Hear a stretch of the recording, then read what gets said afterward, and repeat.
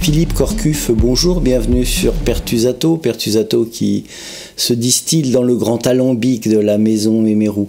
On t'a fait venir parce que sort très bientôt aux éditions textuelles, le 3 avril prochain, un livre que tu as coécrit avec Philippe Marlière et qui s'appelle « Les tontons flingueurs de la gauche ». Rien que ça.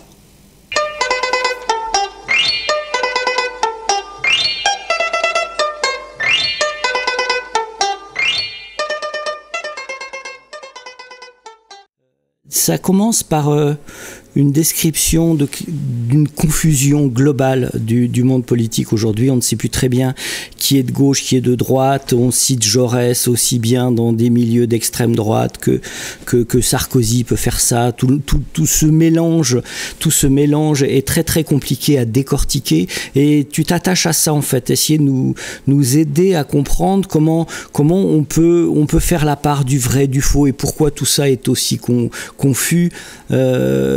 Qu'est-ce qui est essentiel selon toi? Quel est le marqueur de cette confusion? Je me suis posé la question à un moment donné. J'ai écrit un livre qui met beaucoup d'années de travail, La Grande Confusion, un gros livre, comment l'extrême droite cale la bataille des idées. Et j'ai commencé à récolter les matériaux à partir de 2012 et j'ai dû publier le livre en 2021. Le sentiment que j'avais, que d'autres, personnes comme moi de gauche, avaient à la fois d'un brouillard et d'un brouillage des repères. Mais comment analyser ça? Alors, moi j'ai essayé de le faire avec mes outils d'universitaire, à la fois de la sociologie, de la philosophie politique, pour prendre un peu de distance.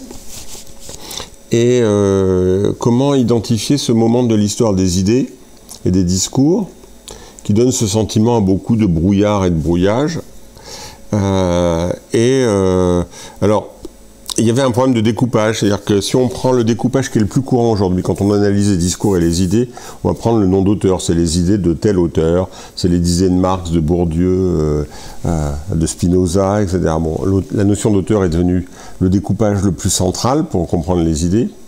Mais là, c'était pas un problème de tel ou tel auteur, parce que les auteurs, en fonction des situations, pouvaient dire des choses différentes.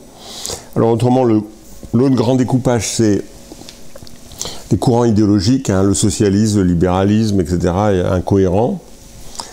Mais là, je m'apercevais qu'il y avait des gens qui étaient vraiment opposés, sincèrement opposés entre eux, et qui vont pourtant participer au brouillage. Alors, j'ai été chercher une autre notion qui était peu utilisée, qui est une notion d'un livre de Michel Foucault qui s'appelle L'archéologie du savoir, qui date de 1969, c'est formation discursive, c'est-à-dire c'est un ensemble de discours dynamiques qui sont générés par des gens qui sont opposés entre eux, mais pourtant ils vont produire des évidences partielles, par exemple que l'immigration est un problème, que l'islam est un problème, que la nation est la solution. Et puis peu à peu on va remplacer la critique sociale des formes d'exploitation et de domination par l'idée que le problème principal de la critique, c'est qu'il y a des gens méchants dans l'ombre qui manipulent les choses, le conspirationnisme. Bon. Et donc, il y a des évidences partagées qui sont produites par des gens qui n'ont rien à voir entre eux et qui, le plus souvent, ne sont pas conscients de ce qu'ils sont en train de produire. Donc c'est là où on a besoin un peu du travail, disons, des sciences sociales, pour prendre un peu de distance et prendre l'espace global. Parce que des gens voyaient des bouts. Par exemple, dans la gauche radicale, qui est ma famille politique, on voyait qu'il y avait un problème du côté,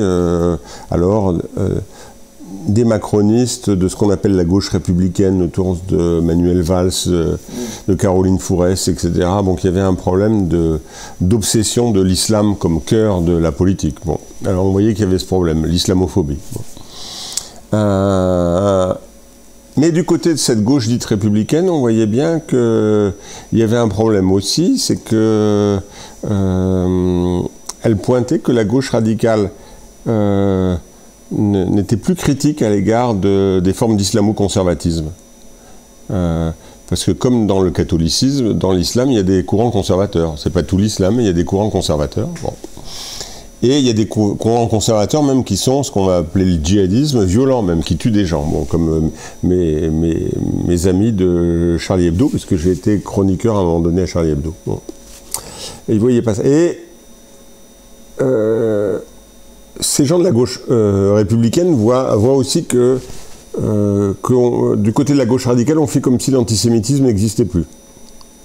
Et puis, ni du côté de la gauche radicale, ni du côté de cette gauche républicaine, on voit qu'ils ont des éléments communs, c'est-à-dire que de plus en plus des deux côtés, la nation est devenue une solution et le monde un problème, donc une pente nationaliste. Et des deux côtés, on a des schémas conspirationnistes, hein. C'est soit le complot des musulmans, soit le complot du néolibéralisme. Il y a quand même des schémas. Alors, donc il y avait une vue, c'est ce que Pierre Bourdieu appelle la loi des cécités et des lucidités croisées. C'est-à-dire qu'en fait, c'est un vieux proverbe, c'est je vois simplement la paille qui est dans l'œil du voisin, mais je ne vois pas celle qui est dans mon œil. Hein. Alors voilà, il fallait un outillage pour voir que depuis, j'ai identifié ça pour la France, depuis le milieu des années 2000, et le sarkozysme va jouer un grand rôle là-dedans, il y a un dérèglement des repères idéologiques par rapport à l'opposition classique droite-gauche qui a dominé le XXe siècle, et qui va créer des hybridations et des interférences entre des thèmes et des postures d'extrême droite, de droite macroniste, de gauche modérée, de gauche radicale. C'est pas du tout le truc des journalistes et des médias, c'est les extrêmes se rejoignent, puisque c'est transversable à l'ensemble de l'espace politique. Et quelqu'un qui se situe par exemple aujourd'hui au centre, avec l'hebdomadaire Marianne, parce qu'elle le dirige, Natacha Polony, et pourtant au cœur du confusionnisme. Donc le centrisme, c'est pas quelque chose qui empêche le confusionnisme. Donc le confusionnisme, c'est ça, c'est pas n'importe quelle confusion pour moi. Je me suis aperçu qu'il y avait ce dérèglement qui n'est pas conscient et qui est en train, d'une certaine façon, de préparer les conditions idéologiques de la victoire politique de l'extrême droite. Et cette victoire de l'extrême droite, elle passera sans doute par une alliance avec la droite, mais on voit bien qu'aujourd'hui, ces conditions idéologiques ont fait qu'une alliance avec la droite classique et l'extrême droite devient possible, et que la victoire des deux, puisque finalement tous les deux, ensemble, ça fait un certain temps qu'ils sont majoritaires dans les urnes, mais il y avait quelque chose qui empêchait l'alliance, hein, puisque peu à peu, ce qu'on appelle la gauche s'est rétracté à environ un tiers de l'électorat. Bon. Donc voilà, mais moi je me suis intéressé à ce qui n'est pas beaucoup vu, parce qu'on voit surtout les formes politiciennes, Marine Le Pen, Bardella, etc. On ne voit pas les mécanismes idéologiques qui peu à peu produisent des évidences comme l'air qu'on respire et qui va nous entourer et créer la possibilité de ça, alors que quand on était très nombreux à manifester, à s'offusquer que Jean-Marie Le Pen soit au deuxième tour de l'élection présidentielle en 2002, il y avait des millions de personnes dans la rue. Et qu'aujourd'hui, la probabilité, et à l'époque, il était peu probable que Jean-Marie Le Pen puisse gagner, très très peu probable. Et aujourd'hui, il est très très probable que Marine Le Pen puisse gagner, il n'y a plus de réaction. Voilà.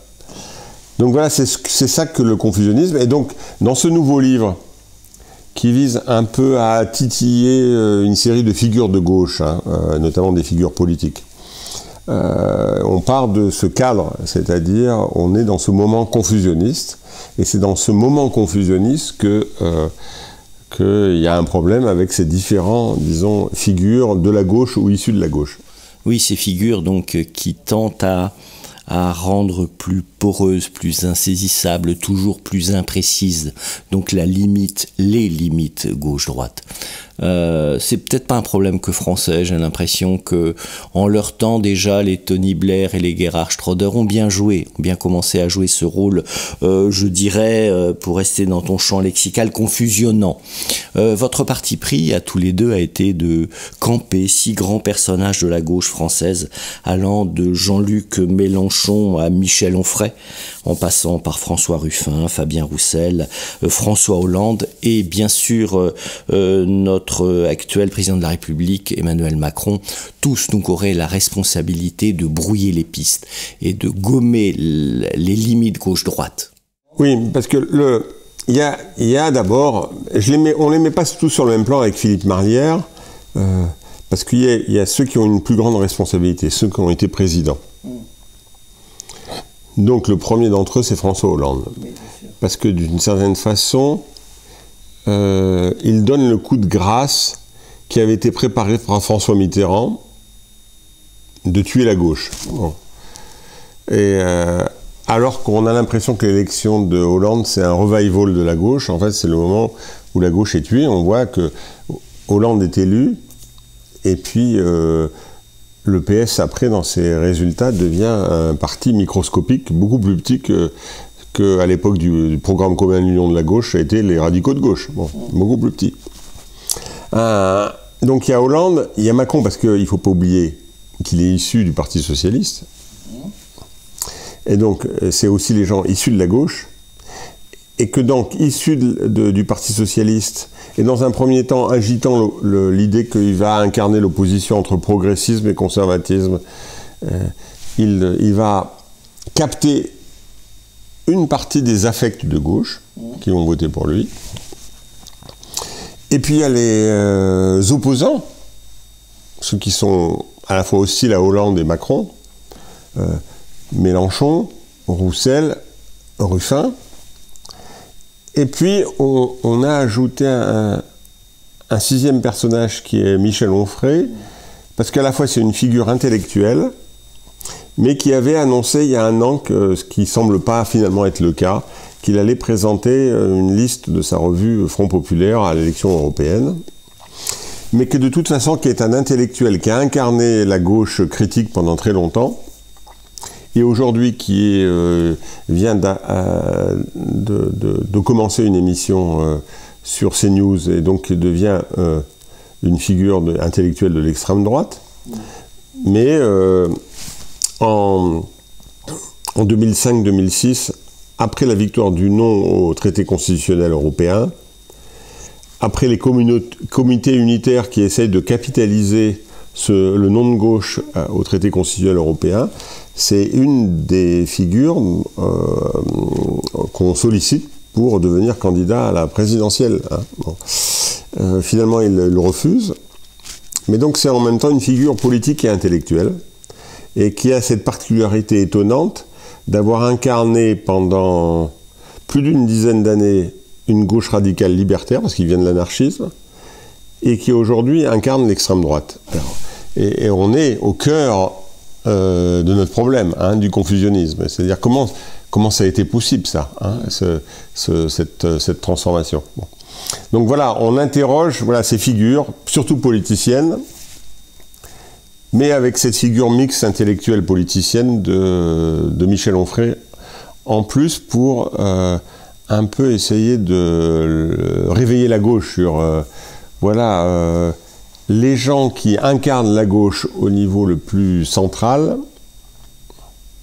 Finalement, est-ce qu'ils n'ont pas, à des degrés divers, tous contribué à la détruire? C'est ça notre question de départ. C'est ça l'idée des tontons flingueurs de la gauche. Oui, j'ai bien compris. Fabien Roussel aussi est bien dans des logiques sécuritaires. On sent bien qu'ils sont quand même nombreux à glisser vers ça. Hollande passe quand même avec son grand slogan « Notre ennemi, c'est la finance », alors que, bon, évidemment, pas du tout. Je me pose la question. Est-ce que cette gauche est totalement paralysée par je sais pas quoi, et si elle veut avoir l'impression de surnager encore un peu dans l'espace médiatique et dans le monde politique, elle n'est pas obligée de passer par là.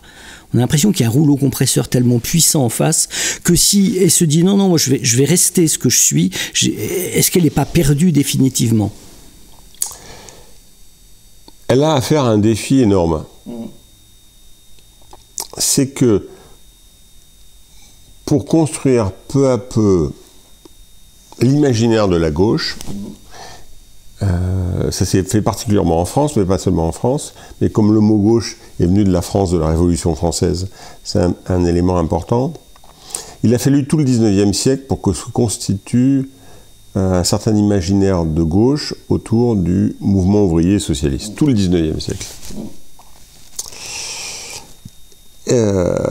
Donc c'est très lent, à travers des associations ouvrières. À l'époque, les syndicats ne sont pas admis en France, des organisations politiques, etc., des insurrections, tout le 19e siècle, disons, en tout cas de 1830 jusqu'à la Commune de Paris et jusqu'aux premières lois importantes comme la loi de 1901 sur les associations de la Troisième République. Bon. La loi de 1905 sur la laïcité, toutes ces conquêtes, disons, républicaines qui ont fait converger, disons, des républicains plutôt conservateurs et des républicains de gauche. Bon. Et puis, le clivage gauche-droite va largement dominer en France et dans d'autres pays, pas dans tous les pays, parce que c'est plus compliqué en Amérique, aux États-Unis, bon, mais va dominer le XXe siècle, avec deux pôles. Le pôle social-démocrate, le pôle communiste. Le pôle social-démocrate, à la différence au départ, elle est quoi? Elle est que sur la révolution de 1917, la révolution d'octobre, et c'est est-ce qu'on va construire une société socialiste non capitaliste avec la voie parlementaire, on va sortir du capitalisme par la voie parlementaire, les élections, etc. C'est la voie social-démocrate d'une certaine façon incarnée de Jaurès à Blum. Ou avec la révolution de 1917, est-ce que c'est une insurrection qui est nécessaire pour mettre à bas le capitalisme? Et il va y avoir la branche social-démocrate, la branche communiste qui vont, disons, partager fortement. D'une certaine façon, ces deux branches vont se rapprocher parce que peu à peu, la branche communiste va devenir social-démocrate. C'est-à-dire qu'elle va penser qu'on va changer les choses par les élections. Donc, mais très très vite. Hein, bon. Mais en même temps, les deux traditions vont être fortement... et ces deux traditions qui dominent massivement la gauche française et la gauche mondiale pendant tout le 19e siècle vont s'effondrer. Donc c'est énorme. La branche communiste, parce que peu à peu, même si dès les années 30, il y a une critique du stalinisme, dès sa prison en 1918 en Allemagne, Rosa Luxembourg montre que les choix faits par Lénine et Trotsky vont entraîner une rupture avec la démocratie, que c'est une erreur. Donc, mais c'est des voies isolées à gauche et dans la gauche révolutionnaire. Il y a les libertaires aussi qui critiquent ça. Mais après la chute du mur de Berlin en 1989, il est acté que le stalinisme était une catastrophe et que donc la voie communiste a suivi une catastrophe. C'est-à-dire a contribué à créer une société pire que le capitalisme. Bon. Et alors il reste la branche social-démocrate. La branche social-démocrate, moi j'ai été membre du Parti socialiste entre 1976 et 1991. Donc dans cette période, la branche social-démocrate va basculer du côté du néolibéralisme, alors qu'elle est anticapitaliste avant, autour de ce qu'on appelle le tournant de la rigueur en 1983. Mais les gens ne vont pas l'apercevoir très vite. Il va y avoir des alternances gauche-droite, l'habileté proprement de Mitterrand, etc. On ne va pas s'en apercevoir. Il y a ce revival de Hollande. Et puis après, à ce moment-là, on s'aperçoit que la gauche social-démocrate, dans sa conversion au néolibéralisme, a failli aussi. Donc, la gauche, ça s'appuyait sur deux pôles, et les deux pôles s'effondrent. Donc, il y a un défi. Ce qu'on va appeler la gauche radicale à partir des années 90, qui va être fabriquée avec des bouts de gauche du PS, des bouts du Parti communiste, de bouts de gauche des Verts, du syndicalisme, comme moi je suis militant à Sud Éducation, donc de ce qui va devenir la Fédération solidaire. Bon. De fractions de l'extrême gauche, comme la Ligue communiste révolutionnaire, c'est peu à peu cet espace de discussion qu'on va appeler la gauche radicale qui va émerger dans les années 90.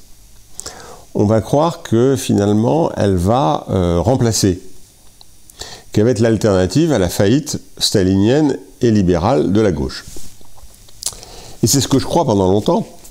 C'est ce qui va me conduire du Parti socialiste chez les Verts à la Ligue communiste révolutionnaire, à la création du NPA, et finalement c'est un échec. Cette gauche radicale ne permet pas ce fait de se rebondir. Et ce qui est en phase et qu'on n'a pas vu sur le moment, c'est que le sarkozysme, c'est pas simplement un néolibéralisme, mais c'est un accélérateur de ce que j'ai appelé les confusionnistes. Et justement, comme tu l'as dit, Guy Môquet, Jean Jaurès, Gramsci, choisir un ancien dirigeant socialiste pour être le ministre de l'identité nationale, brouiller les cartes. Bon. Et donc c'est ça qui va être, au moment où on croyait que c'était notre temps, un nouvel anticapitalisme qui acte de la fin, de l'échec de la social-démocratie convertie au néolibéralisme et du communisme, disons, entraîné dans le totalitarisme stalinien. On croit que c'est le moment d'une nouvelle gauche libérale, radicale, et finalement c'est le moment, disons, du confusionnisme et d'une dynamique de l'extrême droite. Donc, moi je ne serais pas si pessimiste et si critique à l'égard de la gauche. En fait, elle a à relever des défis énormes. C'est-à-dire qu'elle a à faire ce qu'a fait le mouvement ouvrier socialiste au début du XIXe siècle, en reconstituant une gauche dont les deux fondements du XXe siècle ont été détruits. Donc c'est pas simple du tout, personne ne peut dire c'est simple. Donc c'était pas simple du tout. Voilà, et donc elle a échoué. Elle a échoué, parce que le pôle communiste a mis beaucoup de temps, trop de temps, à admettre, disons, le totalitarisme stalinien. Et quand il a admis, c'était trop tard, ça n'a pas évité la marginalisation structurelle. Et que la social-démocratie n'a jamais pris conscience de son tournant néolibéral. Vraiment pas. Et donc,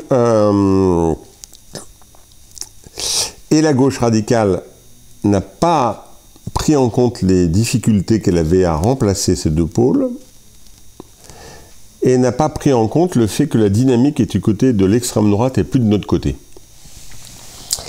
Donc, c'était pas simple à gérer, mais en tout cas pour les 6 personnalités qu'on prend dans notre ligne de mire, elles sont toutes les six à des degrés divers de responsabilité, beaucoup plus grande responsabilité pour ceux qui ont été présidents de la République, François Hollande et Emmanuel Macron. Elles ont contribué à nous enfoncer un peu plus dans le brouillard, dans le confusionnisme, et à renforcer la probabilité que la prochaine présidentielle législative, une alliance de droite et d'extrême droite gagne les élections. J'ai le sentiment, en t'écoutant, que, en très gros, dans les années 70, le néolibéralisme de Lippmann s'impose. Pas qu'en France, en Europe et presque sur la planète. Il s'impose à ce moment-là, quand même.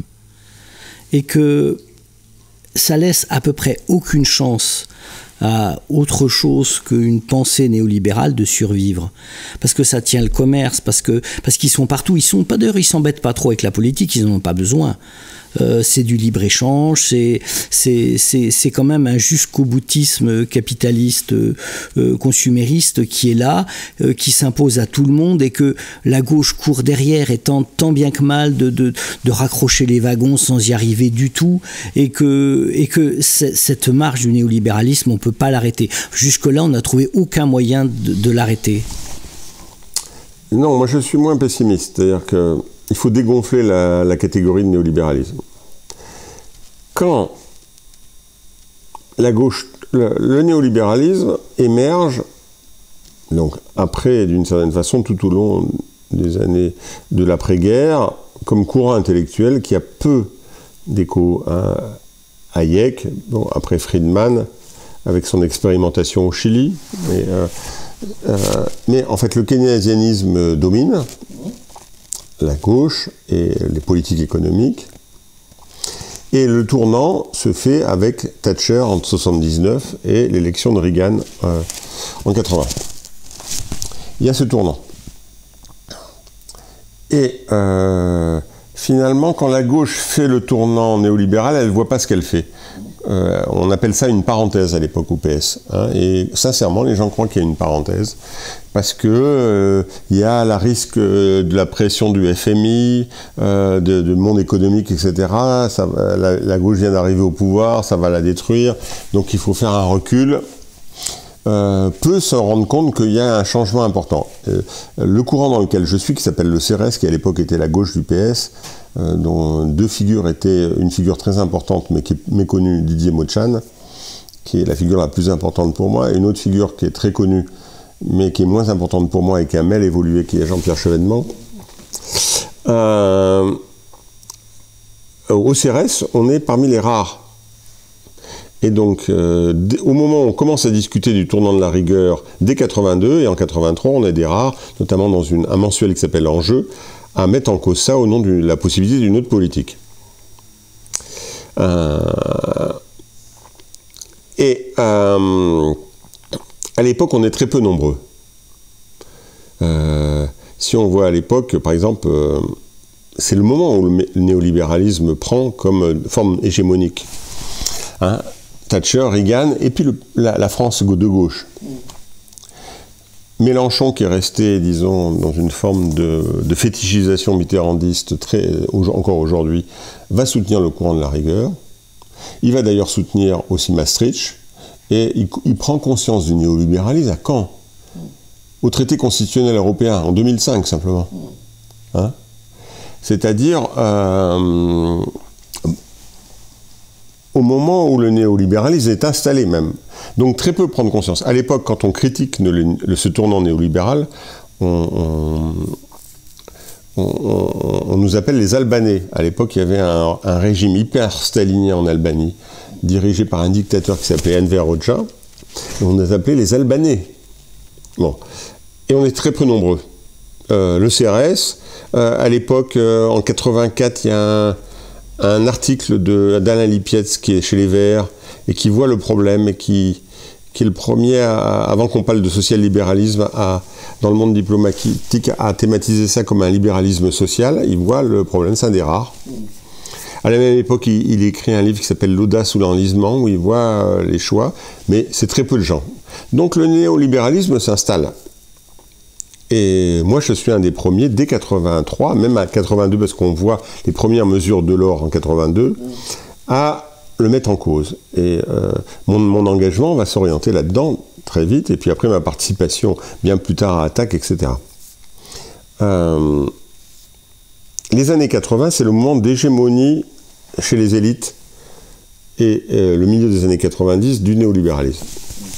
Mais cette hégémonie s'effrite, et notamment idéologique. C'est-à-dire que, y compris les élites économiques et politiques et technocratiques, qui utilisent encore des recettes en partie néolibérales, ne croient plus. La critique du néolibéralisme s'est développée à partir de 1995 en France, mais partout dans le monde. C'est-à-dire qu'il y a il n'y a plus personne ne défend ce que Alain Minc défendait comme la mondialisation heureuse à l'époque. Hein, bon. Donc il faut faire attention de ne pas être en décalage. Le néolibéralisme a dominé un certain temps. Aujourd'hui, il est plutôt en recul.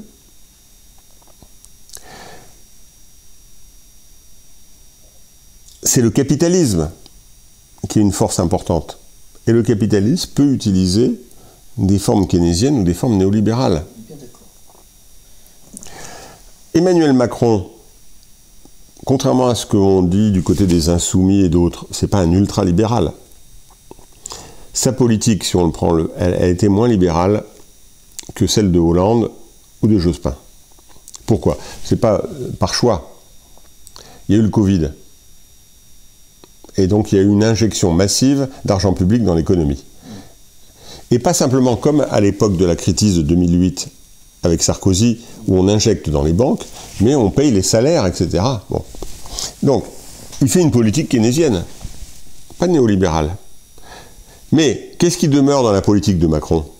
C'est une politique pro-business, c'est-à-dire une politique pro-capitaliste, avec cette idée que si la situation des capitalistes s'améliore, après, par ruissellement, comme on dit, ça va tomber sur les autres. Bon. Quelque chose que personne n'a jamais pu vérifier, hein. Bon, jamais, par l'observation. Donc en fait, c'est une croyance, une idéologie, ça. C'est comme une croyance religieuse. Bon. Donc faisons attention, l'ère dominante du néolibéralisme n'est plus le cas.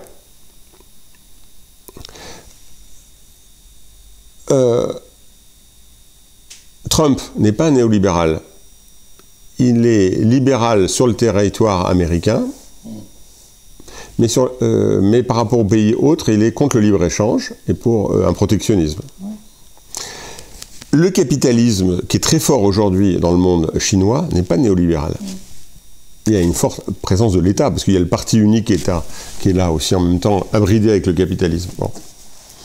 On n'est plus du tout dans l'ère de la victoire du néolibéralisme. Évidemment, le capitalisme est toujours et plus que jamais la forme socio-économique dominante sur la planète, mais on n'est plus tout à fait dans l'ère néolibérale du capitalisme.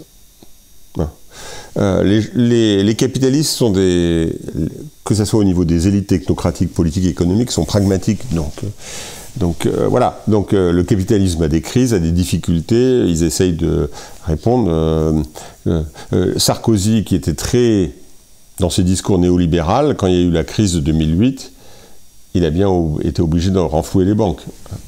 Mais c'est quand même une des composantes de ce néolibéralisme. Il est quand même très communiste pour les classes dominantes.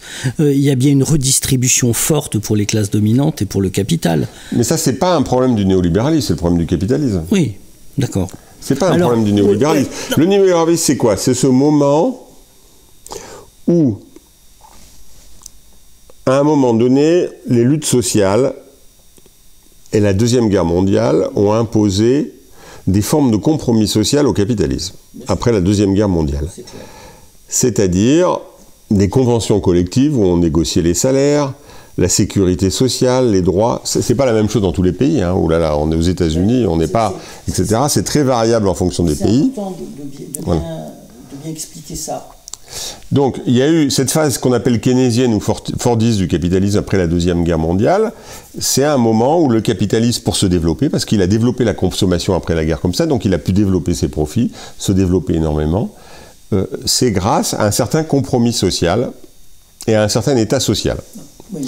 La phase néolibérale dit les difficultés actuelles du capitalisme fait que cet état social est devenu trop lourd, que ces compromis sociaux sont devenus trop lourds, qu'il faut une plus grande mobilité, etc., etc., et qu'il faut moins d'intervention dans l'État, et que c'est le marché qui doit être la forme. Bon.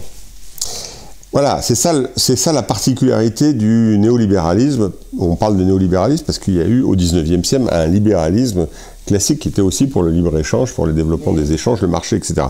Donc, la question de la répartition plutôt au profit des classes dominantes, des profits, des richesses, etc., c'est pas un problème spécifique du néolibéralisme. Le néolibéralisme, c'est une modalité de ça, historique.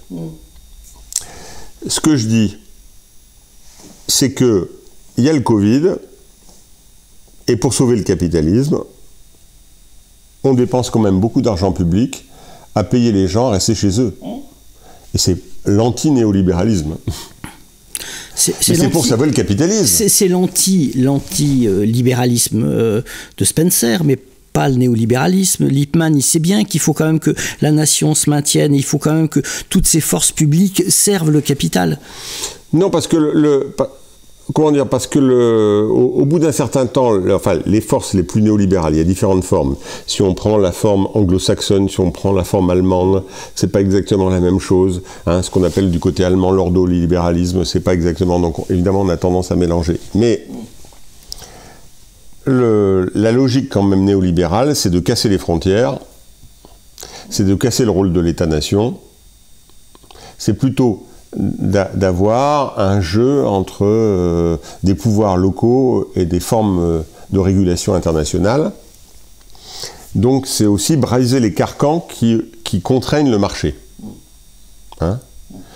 Donc, et on est aujourd'hui dans un retour à une forme nationaliste qui réintroduit des carcans. Je dis pas que c'est pas... toujours dans un cadre qui préserve le capitalisme. Donc c'est toujours le capitalisme. C'est plus tout à fait le néolibéralisme. Donc, il y a, comment dire, c'est une inertie idéologique, c'est ce que Bourdieu appelle, en parlant d'un effet d'électricité, l'hystérésis des habitus. C'est-à-dire, l'hystérésis, c'est ce phénomène électrique que l'effet d'un phénomène électrique perdure bien après l'effet. Bon. C'est ce que Bourdieu appelle aussi l'effet Don Quichotte. Bon, c'est peut-être plus compréhensible. Bon. C'est-à-dire que le néolibéralisme domine les années 80 jusqu'au milieu des années 90, idéologiquement et dans les politiques. Il devient plus composite, plus forme d'évolution, etc., avec des compromis après. Mais la prise de conscience massive qu'il y a le néolibéralisme arrive après. On est très peu, en 83, à voir qu'il y a un problème. Bourdieu lui-même, par exemple, ne prend conscience qu'autour de 92-93, avec la misère du monde. Mais avant, Pierre Bourdieu est plutôt proche politiquement de Michel Rocard. Et Michel Rocard, c'est un de ceux qui a introduit le marché comme référence, dès la fin des années 70. Donc il n'y a pas forcément cette conscience.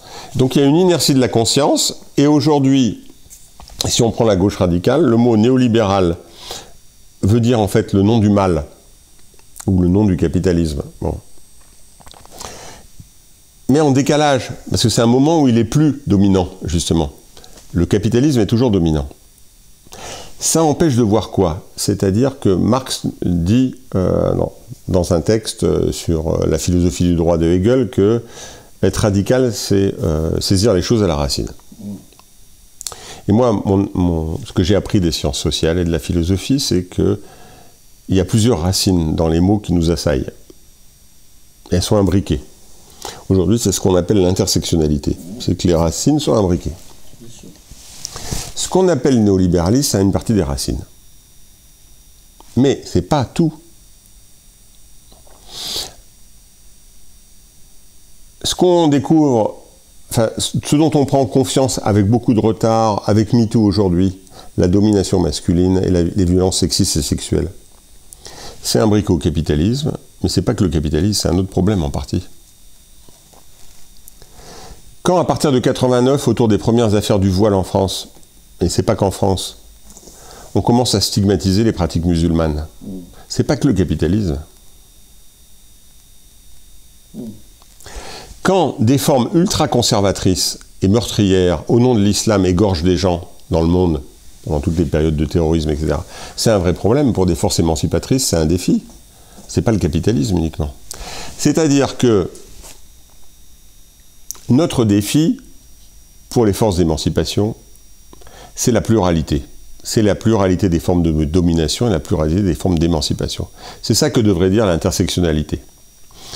Aujourd'hui, cette focalisation sur le libéralisme comme le nom du mal, avec un M majuscule, c'est un obstacle à saisir la pluralité des mots et leur imbrication. Parce que si on disait ça, on verrait que dans les forces critiques contre le capitalisme, eh ben, dans les organisations, les syndicats, les associations, on trouvera moins de fascination à l'égard du néolibéralisme, mais on trouvera de la domination masculine, on trouvera de l'homophobie, on trouvera de l'islamophobie, on trouvera de l'antisémitisme. C'est-à-dire on trouvera les problèmes chez nous, et ces problèmes, on voudrait qu'ils soient dans un nom unique qu'on appelle néolibéralisme, qui est le nom du mal, parce qu'on a une vision théologique des choses. On veut qu'il y ait un mal unique. C'est ça qui est terrifiant. Et c'est une des grandes difficultés de la pensée. C'est en partie, dans ces dérèglements confusionnistes, une chute de la pensée de gauche. Parce que, normalement, la pensée de gauche, elle devait servir à penser les contradictions du réel. Un Marx pense les contradictions du capitalisme. Elle prend les contradictions, les rugosités du réel, la diversité. Bon, la diversité. Et la conquête pour faire progresser la gauche, hein, à partir des guerres coloniales, ça a été de prendre en compte, tiens, la gauche, une partie de la gauche, elle fait les guerres coloniales. Et donc on n'a pas pris en compte une forme de domination que c'est le colonialisme. Bon. Et puis la gauche découvre que finalement elle est dominée par les hommes et qu'il y a un problème avec la marginalisation des femmes. Puis elle découvre son homophobie. Puis elle découvre son productivisme. Et puis donc peu à peu, la gauche découvre que en partie des maux qu'elle a à traiter sont en elle-même. Et ça, c'est la grande force de la gauche, au sens où elle est héritière des Lumières, c'est-à-dire qu'elle comprend par une démarche réflexive, les Lumières c'est ça, c'est penser aussi contre soi-même, contre ses propres impensés, elle comprend que une partie de ce qu'elle doit combattre, c'est en elle, et que donc les armes de la gauche, la radicalité, c'est le sens des complications et de la nuance. Et malheureusement, cette thématique qui fait du néolibéralisme le nom du mal unique, ça a donné, alors qu'on avait beaucoup progressé jusque, disons, au début des années 90, on a des régressions manichéennes. On a des régressions manichéennes. Bon, et, donc c'est là où il faut faire attention. Oui, le néolibéralisme, c'est un problème, ça a été un problème, c'est toujours en partie un problème, parce que même si, j'ai entendu Bruno Le Maire sur France Inter il y a quelques mois expliquer que c'était la fin du libéralisme, parce que plus personne ne pouvait, même le ministre de l'économie, qui en fait mène une politique néolibérale. Mais il ne peut plus se revendiquer comme tel, donc il y a bien quelque chose qui s'est passé. C'est plus Alain Minc et la mondialisation heureuse, hein, où on est joyeux, où c'est que des abrutis, des espèces d'abrutis qui sont archaïques, qui pensent qu'on peut penser autre chose, qui sont attachés à l'État. C'est des nostalgies de l'URSS où, comme le disait, voilà, les Amish pour Macron. Voilà, bon. Donc, mais évidemment, la tendance des politiques économiques et sociales, c'est toujours une tendance néolibérale. Hein, bon. En dehors de cette parenthèse, parce qu'on y revient, parce qu'on essaie de remettre en cause aujourd'hui la parenthèse Covid. Hein. C'est ça qu'on remet en cause, le tout, quoi qu'il en coûte. Voilà, on a trop dépensé, etc. Il faut revenir au truc budgétaire, il faut revenir, etc. Bon. Mais, voilà. Donc, je ne dis pas que le néolibéralisme a disparu, ça reste une forte tendance. Mais ce n'est plus ça. Et le capitalisme devient plus composite. Parce qu'on va avoir un capitaliste qui peut s'adapter à une forme totalitaire communiste en Chine. On a un capitalisme raciste, suprémaciste américain, parce que Trump peut regagner. Bon. On peut avoir un capitalisme à la Marine Le Pen en France, qui ressemblera pas au nazisme, etc., mais plutôt à la Hongrie de Orban, avec des formes d'intervention de l'État, un retour quand même des formes étatiques, de valorisation de la nation, etc., plus ou moins compatibles, en s'accrochant avec des formes néolibérales. Donc on va plutôt vers une diversification aujourd'hui, hein, alors que, disons, de Thatcher 79 jusqu'à 2010, jusqu'à la crise de 2008, on a, c'est clair, une sorte de rouleau compresseur d'homogénéisation du monde autour du modèle néolibéral. Bon. Voilà, donc il faut faire attention. En fait, l'inertie, l'effet Don Quichotte, l'hystérésis des habitus, c'est qu'on a un temps de retard. Or, moi, ce que j'ai voulu faire avec mon livre La Grande Confusion, c'est essayer de voir ce qui est en train de se passer pour avoir un temps d'avance, à gauche, hein, plutôt qu'un temps de retard. Mais on a l'impression que la gauche se pervertit, je ne sais pas si on peut dire ça comme ça, mais c'est quelque chose de cet ordre-là, parce que de toute façon, c'est un capitalisme néolibéral ou pas, j'ai presque envie de dire peu importe, qui a la main, qui décide de tout, qui a une puissance qui est absolument considérable, et que de toute façon, si la gauche ne se plie pas à ces nécessités-là, de toute façon, elle disparaît. Et qu'ils nous ont quand même vendu ça. Ils ont racheté la presse. Aujourd'hui, c'est peut-être que le capitalisme est idéologiquement moins à l'aise qu'à une époque, mais les dividendes n'ont jamais été aussi importantes, la pauvreté n'a jamais été aussi flagrante, et quand même, j'ai quand même le sentiment que ce capitalisme global et planétaire n'a jamais été aussi puissant, et que la gauche ne peut pas exister. Et que son problème, c'est qu'elle peut pas... Alors certains peut-être se radicalisent à gauche et d'autres se disent, bon, finalement, peut-être qu'il y a une partie de ces thèses, voilà, nationalistes, pourquoi pas, sécuritaires, pourquoi pas, pour tenter de surnager, mais qui ne fait pas plus que ça. Est-ce que le capitalisme est fort? Oui. Plus fort qu'avant? Oui. Pendant la période, disons, keynésienne-fordiste, le capitalisme fait des compromis avec les syndicats et les luttes sociales. Alors, attends, je te coupe là-dessus. Est-ce que peut-être je demande ton expertise. Ce capitalisme très puissant aux États-Unis dans les années 20 va s'effondrer. Il y a bien une tentative quand même capitaliste qui s'effondre en 29, c'est une crise terrible. Et que effectivement, aux États-Unis, ils s'en sont sortis pas si mal avec des règles quasi communistes. Hein. Il y avait quand même, c'est Roosevelt qui arrive à mettre en place des systèmes d'imposition pour les plus hauts revenus de 93%, je sais pas quoi. Il revient, il comprend bien que l'État doit reprendre la main. Ça évite quand même une dérive d'extrême droite qu'on n'a pas du tout réussi à mettre en place en Europe.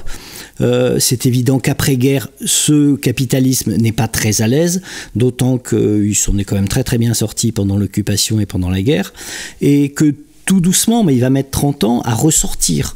Il va passer sous les radars un moment parce que raisonnablement il peut pas faire le malin après-guerre, c'est pas possible après ce qui s'est passé. De nouveau aujourd'hui, il est très puissant et peut-être un peu comme à cette époque, même si c'est pas la même époque, à deux doigts d'un effondrement qui semble assez inexorable. Il est plus puissant, oui. Alors, il faut voir, le capitalisme, c'est pas une personne. Oui. Donc c'est pas une intention. Donc c'est des mécanismes d'accumulation illimitée du capital, qui sont alimentés par des intentions multiples de gens qui font des affaires, et puis qui tombent, et puis d'autres les remplacent, etc. Et donc, c'est pour ça qu'il faut faire très attention. Le capitalisme, c'est pas une personne, donc les analyses qui sont très importantes sur les réseaux sociaux et sur Internet, sur le capitalisme comme une sorte de volonté conspirationniste du capitalisme, c'est faux parce que le capitalisme, c'est une machinerie impersonnelle qui n'est guidée par personne, mais simplement des milliers, des centaines de milliers, voire des millions d'agents, en étant dans la machine, vont reproduire. Et des fois, en étant écrasés par la machine, on s'en fout que ce soit ceux qui sont au-dessus, etc. Bon, des gens concentrés en haut à un moment donné, ils sont en bas, c'est pas très important. Donc c'est une machinerie impersonnelle qui n'a pas de pilote dans l'avion. C'est pourquoi le capitalisme est extrêmement dangereux, notamment avec la crise écologique, parce que comme il n'y a pas de pilote dans l'avion, ça peut aller au crash. Et le capitalisme, d'ailleurs, c'est pas son problème, parce qu'on voudrait dans les représentations fausses à gauche, notamment dans la gauche radicale, parce que le capitalisme il est méchant, il veut nous faire du mal, il s'en fout. Le capitalisme est amoral. C'est-à-dire que si un comportement moral rapporte de l'argent, ben c'est bon. S'il ne rapporte pas de l'argent, c'est pas bon. Donc c'est pas le problème il ne veut pas du mal, il pourrait accepter il peut accepter dans certains cas des conquêtes sociales, il s'en fout. C'est pas la question de reprendre la main.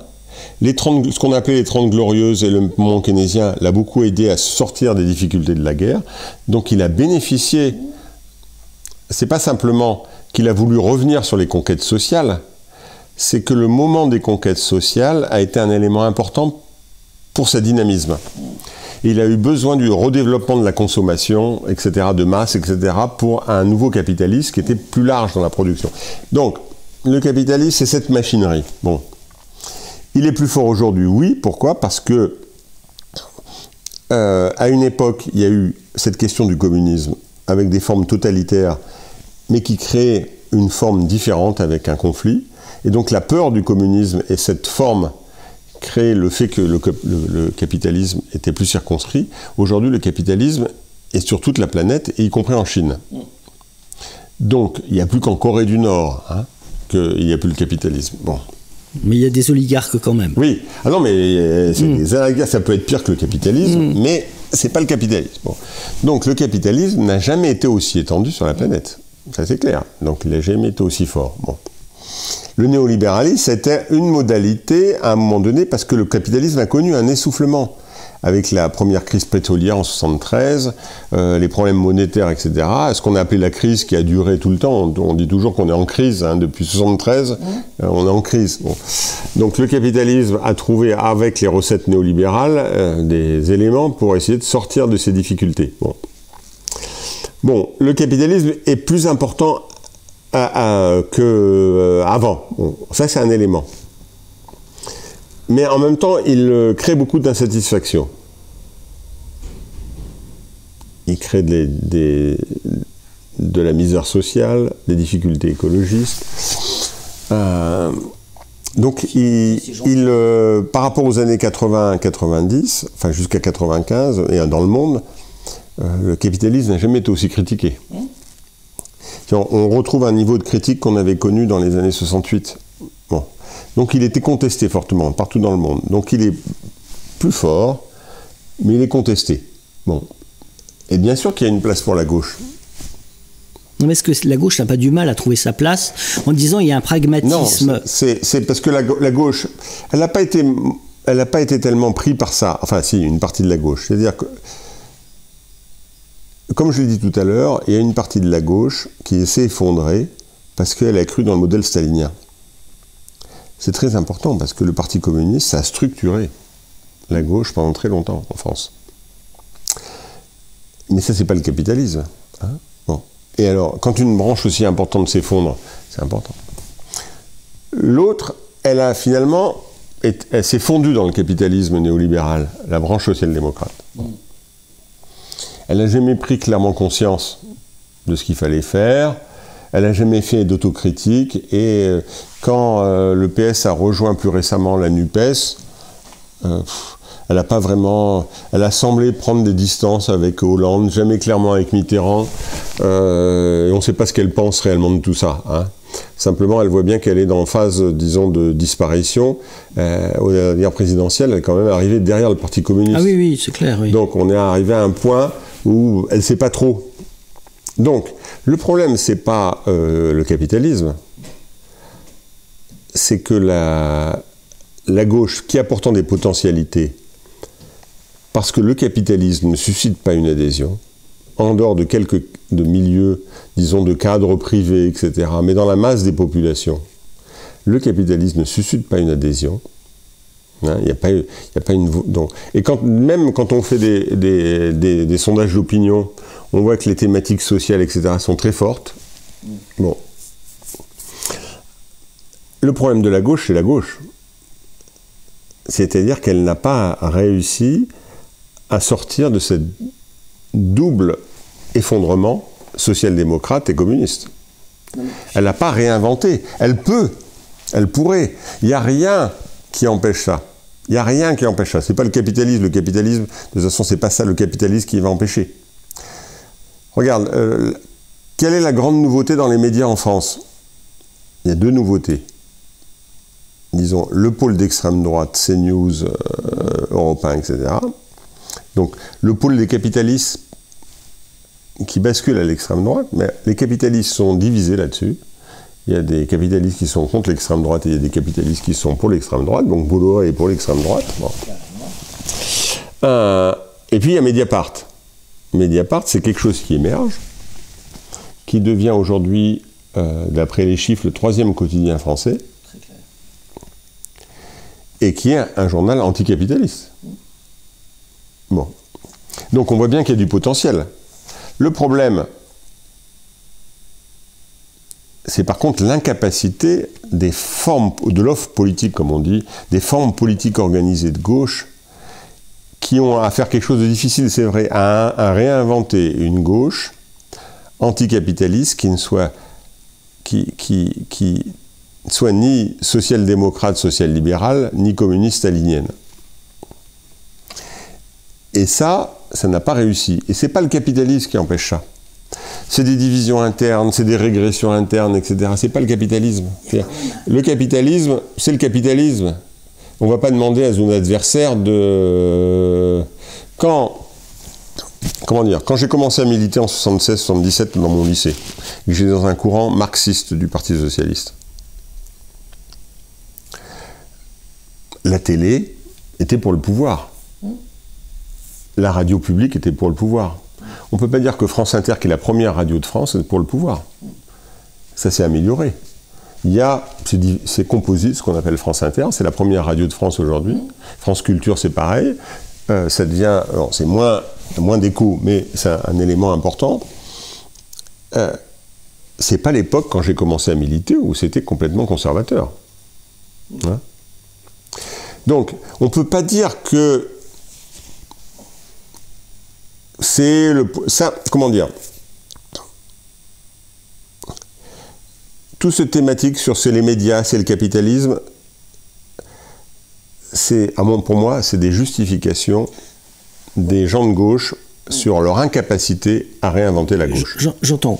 Mais malgré tout, si tu parles de la presse, quand même le capital a racheté presque l'essentiel de la presse. Alors d'accord, il y a Mediapart qui a pris des risques énormes. Quand même, Plenel a été jusqu'à hypothéquer son appartement pour essayer de survivre. Et ça a quand même été très compliqué le début de Mediapart. Mais globalement, la presse voilà, qui se propage un peu partout, est capitaliste et de toute façon a directement été rachetée par des capitalistes. Ils tiennent quand même la narration. Pour la plupart des gens, il n'y a pas d'autre, et j'ai l'impression que c'est quand même construit comme ça, il n'y a pas d'autre alternative que justement maintenir ce système capitaliste et au plus serré, au plus juste. Non, quand tu fais des études d'opinion, quand tu discutes avec les gens ne sont pas pour le capitalisme. Non, ils ne sont pas pour. Mais la grande force, par exemple, de l'extrême droite, c'est qu'ils sont capitalistes. Et je dis encore, par rapport à mes expériences des années 70, la télé publique et la radio publique étaient publiques, donc ne partaient pas au capitalisme, mais étaient dans une logique qui était liée à ça. Hein. Bon. La presse était aussi à des groupes, c'est pas les mêmes. Est-ce que la presse était plus pluraliste? Et la presse était plus forte, parce qu'aujourd'hui, le problème de la presse, c'est que plus personne l'achète. C'est que la presse écrite s'effondre. C'est que les journaux régionaux ont beaucoup de difficultés, on est en crise. C'est que les réseaux sociaux et Internet prennent plus de place, qui sont moins contrôlés par le capitalisme. Et par contre, dans ces réseaux sociaux et sur Internet, toutes les ignominies de l'extrême droite se diffusent énormément. Mais ce n'est pas le capitalisme complètement. Donc, il faut faire très, très, très attention. Hein. Si c'est pour dire que les idéaux d'émancipation sociale, et qui supposent déjà, comme un des horizons, mais pas le seul horizon, d'abattre le capitalisme, ils ont toujours eu des adversaires qui ont toujours essayé d'empêcher. Il y a eu toujours un poids médiatique très important hostile. Et c'est pas ça qui a fait que les forces de gauche étaient plus importantes ou pas. C'est pas ça. Donc, c'est pour ça qu'il faut plus regarder. Et les potentiels sont énormes, moi je trouve. C'est-à-dire que je trouve que dans la société, l'espace politique organisé va vers les thèmes d'extrême droite, la société est plus composite, mais bien sûr il y a du racisme dans la société, les mêmes personnes peuvent avoir d'ailleurs, en fonction des situations, des éléments plus éléments. Il y a une demande sociale et démocratique auxquelles ne répondent pas les formes politiques dominantes.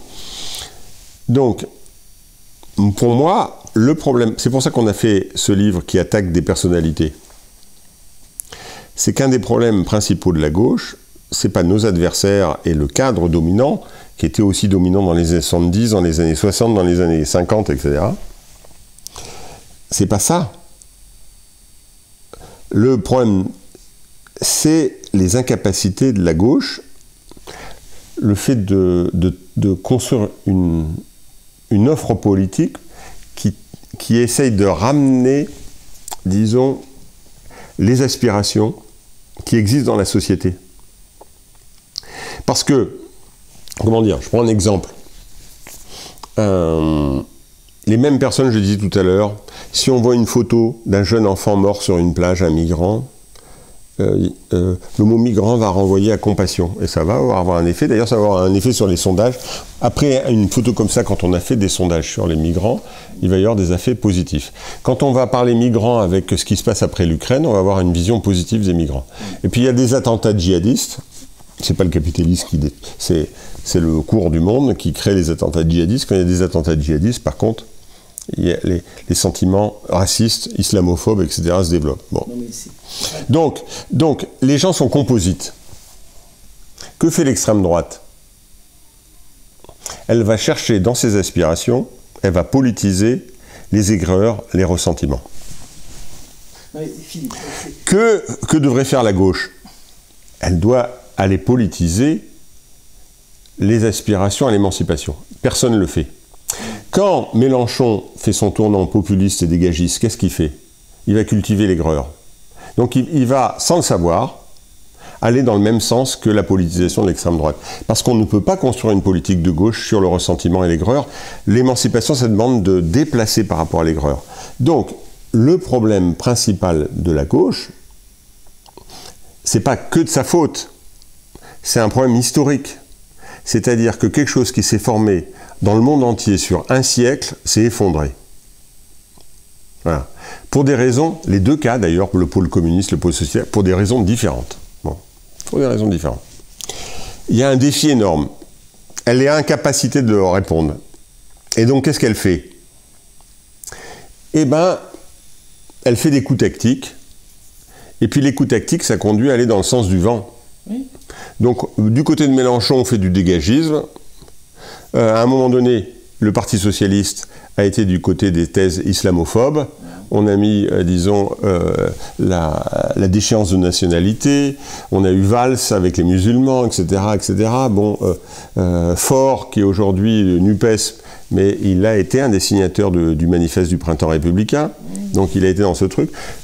Ils ne savent pas ce qu'ils font. C'est comme des chiens fous qui sont dans une logique de survie et qui essayent dans le court terme. C'est pour ça qu'on a besoin de vision à moyen terme, à la fois de ce qui se passe, des enjeux, etc. Donc je suis moins sévère que toi avec la gauche, parce que c'est pas facile de répondre à ce défi historique de l'effondrement des deux pôles principaux qui ont caractérisé la gauche au XXe siècle. Il faut inventer un autre truc. Ce que les gens du mouvement ouvrier, les gens qui commencent à faire des associations ouvrières en 1830, jusqu'à ce que la Commune de Paris en 1871, eh ben, ils vont mettre beaucoup de temps à créer l'imaginaire du mouvement ouvrier, des formes, d'abord des associations, les syndicats ne sont pas autorisés, etc. C'est ce truc énorme qu'on a à faire. C'est très compliqué. C'est très compliqué. Toute cette thématique sur c'est le capitalisme, le libéralisme, au XIXe siècle, le capitalisme, le libéralisme était énorme. Combien d'heures faisaient les gens qui ont créé le mouvement ouvrier? Oui, les enfants et les femmes travaillaient. Est-ce que ça les a empêchés de construire le mouvement ouvrier? Est-ce que ça les a empêchés? Et le capitalisme pesait beaucoup plus sur leur vie. Il était beaucoup plus dominant. Ils avaient moins d'heures, etc., etc. Bon. Et pourtant, ils ont inventé ce truc héroïque qui est la construction du mouvement ouvrier. Bon. Et nous, c'est moins difficile, normalement. On doit faire quelque chose comme eux, mais dans des conditions moins difficiles. Et toute cette thématique sur « c'est la faute aux autres », non, parce que ça, c'est un truc pour empêcher de voir les enjeux. Mais C'est aussi un des pièges du capitalisme, parce que on souffre pas tant que ça, enfin certains, pas tous, mais globalement on est une classe moyenne qui va bien, on mange touche à notre faim, on a des voitures, on part en vacances, et que le capitalisme nous maintient dans dans une espèce de bien-être, un espèce de confort qui fait que c'est un peu difficile de s'attaquer à lui. Et que s'il y a 10% des gens qui souffrent réellement chez nous, hein, parce que dans le reste du monde, l'addition elle est payée par d'autres pays, par des pays beaucoup plus pauvres. Mais on ne le voit pas, ou si on n'a pas envie de le voir, on ne le voit pas du tout. Enfin, on a peut-être moins envie de construire dans la durée toute une démarche comme ça de résistance, parce qu'en fait, on n'est pas si mal que ça. Non, on est mal. Mais le problème, c'est savoir comment on le thématise, le mal. Bon, si on met que le mal vient parce que vient des migrants et des musulmans, ça dépend comment on construit le mal. Hein, bon. Mais on est mal, c'est-à-dire que ce que moi j'ai vu dans les enquêtes que j'ai pu mener, c'est que les gens sont malades. D'ailleurs, physiquement, ils sont malades. Ils ne voient pas de sens à leur existence. C'est ça. Ils ont des problèmes énormes de reconnaissance. Alors, ils ne meurent pas de faim. Ils mangent normalement, mais ils ne sont pas bien. Mais c'est plus insaisissable que d'avoir faim. Non. Non, parce que quand les gens avaient faim, c'est pas forcément qu'ils se révoltaient plus, etc. Ils sont, d'une certaine façon, par certains côtés, ils souffrent plus que les gens qui étaient dans des conditions énormes. Bon. Donc, le potentiel, les gens sont insatisfaits. Le potentiel d'insatisfaction, il est là. C'est pas le même, parce que c'est pas le même capitalisme, et c'est pas la même insatisfaction. C'est-à-dire qu'il y a une partie des gens, c'est une insatisfaction, parce que les besoins minimaux ne sont pas assouvis, et donc ça ressemble à ceux qui ont créé le mouvement ouvrier, mais il y a une grande partie dans les sociétés occidentales, où là c'est des autres insatisfactions, mais qui sont radicales, qui rendent malades les gens, qui ne peuvent plus aller travailler, qui prennent des antidépresseurs, qui prennent, etc. Donc il y a les signes. Qu'est-ce que c'est que la politisation de gauche? Elle doit aller chercher ça. Est-ce qu'elle le fait? Non. C'est ça, c'est que... Alors je ne dis pas que c'est facile, puisque on est entré dans un moment où, je ne sais pas, dans les années 70 encore, quand je suis au PS, je pense que le PSC est à peu près 1 million de membres, enfin 1 million de membres, et le PS, on doit être à 300 000. Il n'y a pas beaucoup d'organisations insoumis, autres, PS, etc. Aujourd'hui, ça m'étonnerait qu'on dépasse 20 000. Donc, oui, tu vois la différence? Bon. Donc on est rentré dans un autre rapport à l'engagement, etc., au rapport aux organisations, qui fait que c'est beaucoup plus compliqué. Ça, Mélenchon l'a bien vu, quand il a dit la forme politique parti classique n'est plus possible, quand il l'a lancé, alors ça a donné des mauvais effets, mais cette histoire de mouvement gazeux, mais il avait saisi un enjeu, c'est que on ne peut pas faire la même chose avec 1 million de membres et avec 10 000. Et avec des formes plus floquantes, ce qu'on a appelé, certains sociologues ont appelé l'engagement post-it. Bon, plus distancié en fonction des moments, on s'investit beaucoup pendant 6 mois et puis après on se retire complètement. Bon, c'est plus les mêmes choses que on était tout le temps membre d'une même organisation, toute sa vie, etc., la famille, etc. Donc les choses ont changé. Donc c'est pas facile, hein, ce qu'il y a à réinventer. C'est pas facile du tout. Parce qu'en même temps, on n'a pas les outils, ça peut plus être comme avant, donc on patine, etc. Donc c'est normal qu'on fasse des erreurs constamment. Mais on a le potentiel d'insatisfaction. Aujourd'hui, ce qui fait la dynamique qui nous va vers l'extrême droite aux États-Unis, en France, etc., ça a bien été analysé dans un livre sur le populisme aux États-Unis avec Trump par Éric Fassin, c'est la dynamique du ressentiment. C'est la politisation de cette dimension socio-affective de l'aigreur du ressentiment. Bon. L'émancipation, elle devrait nous mener à autre chose. On a à trouver un autre jet pour faire qu'à partir des insatisfactions aussi, parfois les mêmes d'ailleurs, on doit les tirer autre chose. Bon. On doit les retirer. Moi, j'ai le souvenir de toujours ça, une militante syndicale, qui à l'époque était militante à l'université, qui était dans les personnels biatos, bon. Mais dans sa jeunesse, dans les années 70, était issue d'une famille ouvrière, elle était ouvrière en usine. Bon. Et puis, il y a eu, dans son usine, dans les années 70, des établis maoïstes, hein, donc des étudiants qui sont rentrés en usine maoïste. Bon. Et elle s'est mariée d'ailleurs après avec un des établis. Bon. On lui a appris la théorie de la plus-value, de l'exploitation capitaliste marxiste. Et elle me disait, à partir du moment où on m'a appris la théorie de l'exploitation capitaliste, ma vie a changé. Je pensais que je n'étais rien, et en fait j'étais la source de toute richesse. Donc là il y a un truc, c'est ça l'émancipation, c'est-à-dire qu'il y a une souffrance, une insatisfaction, mais il y a l'idée que c'est nous, en fait, l'avenir, et c'est nous, la richesse. Et donc ça crée une continuité entre la lutte qu'on mène aujourd'hui pour reconquérir sa dignité, et la lutte pour plus tard pour une société qui reconnaîtrait la dignité. Et elle n'était pas dans l'aigreur et dans le ressentiment. Il y avait une sorte d'arrachement. Mais on pourrait voir ça de centaines de milliers, voire de millions de gens qui sont passés par le Parti communiste, qui ont eu cette expérience, de militants ouvriers, employés, etc. Bon. Donc, et c'est ça l'enjeu. L'erreur, tous ceux qui ont été du côté de cette espèce de facilité dans la gauche radicale, la haine de Macron comme le symbole du mal, le dégagisme pour certains, les autres, un usage islamophobe de la laïcité, etc. Tous ces trucs qui ont été de gauche, eh ben, sans le savoir, ils ont été plutôt dans le sens de la politisation du ressentiment, pas de la construction d'une alternative, disons de l'émancipation. Sans le savoir, c'est pour ça que la connaissance ça sert, parce qu'on fait beaucoup de conneries sans le savoir.